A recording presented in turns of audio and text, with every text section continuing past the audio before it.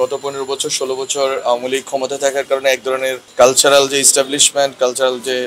System, এটা একদিকে হেলে পড়েছিল। আমরা যারা জুলাই গণঅভ্যুত্থানে অংশ নিয়েছি এবং যারা এই গণঅভ্যুত্থানে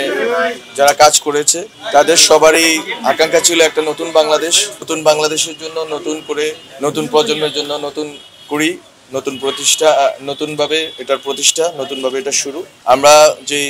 গান ছিল ওই গানটা আমরা একটু রিমেক করার চেষ্টা করছি এবং আমরা ভাবতেছি যে এটা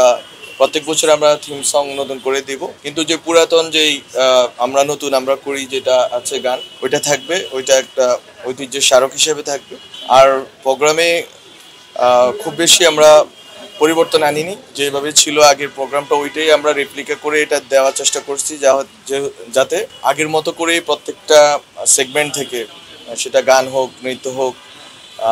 সেটা হচ্ছে আপনার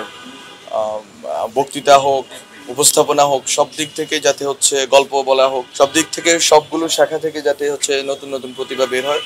এবং তারা জাতীয় সংস্কৃতিতে ভূমিকা রাখতে পারে। আমাদের যে কালচারাল একটা ভ্যাকুয়াম তৈরি হয়েছে, আপনারা প্রত্যক্ষ করতেছেন দেশে, যে গত 15 বছর 16 বছর আওয়ামী লীগ ক্ষমতা থাকার কারণে এক ধরনের কালচারাল যে ইস্টাবলিশমেন্ট, কালচারাল যে সিস্টেম, এটা একদিকে হেলে পড়েছিল। হিরন আরও mineral water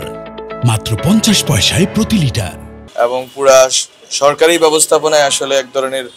client patron relation তৈরি করা হয়েছিল কালচারাল অ্যাক্টিভিস্টদের সাথে, কর্মীদের সাথে,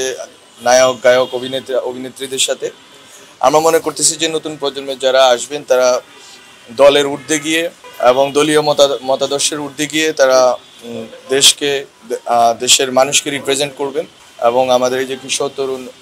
আছে এবং এদের যারা একটা অংশ হয়তো অভ্যুত্থানে অংশ নিয়েছে, তারা আসলে দেশকে গড়ার জন্য, নিজেকে বিকশিত করার জন্য, নিজের প্রতিভাকে বিকশিত করার জন্য অংশ নেবেন এবং আশা করি আয়োজনটা সুন্দরভাবে শেষ হবে।